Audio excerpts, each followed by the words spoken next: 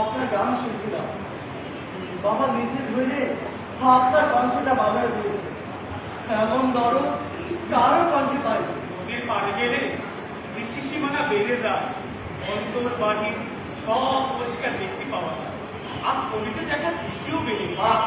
ভাই মাধুর্য পরে বাক্য বললেন, আপনাদের মতো জ্ঞানীদের কাছে থাকলে অন্য জগতে হারায় যেতে ইচ্ছে জানে। বাবা আপনার নিজের পুত্র বলে জানে, সে কি কম কথা? বাবা আপনাদের কম ভালোবাসেন না। চলুন সাধন ঘরের দিকে যাওয়া যায়। বাবা গান শোনা সময় হয়ে এলো। হ্যাঁ চলুন। চলো।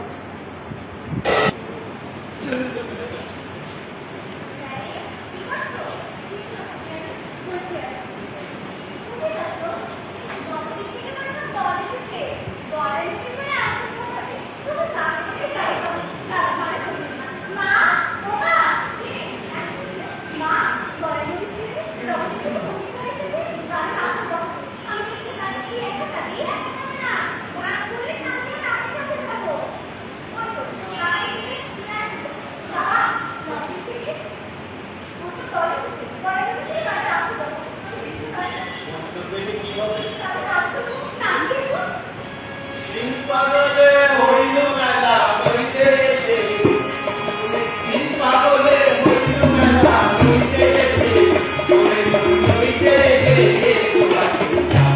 পাগলের কাছে, পাগলের কাছে, পাগলের কাছে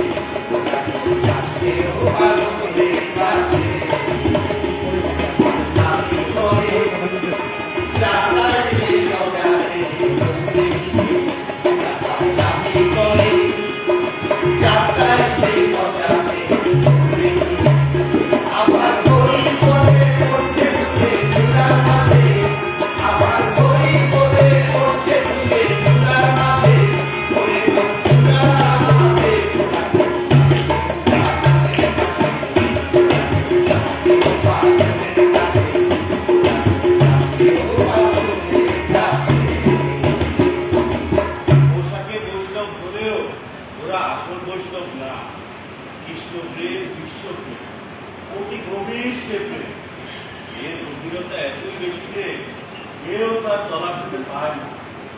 রাধাকৃষ্ণের যুগলতা শ্রী চৈতন্য গৌরাঙ্গ মহাপ্রভু এই সাধনার প্রবর্তন। তিনি একবার নদিয়ায় এসেছিলেন।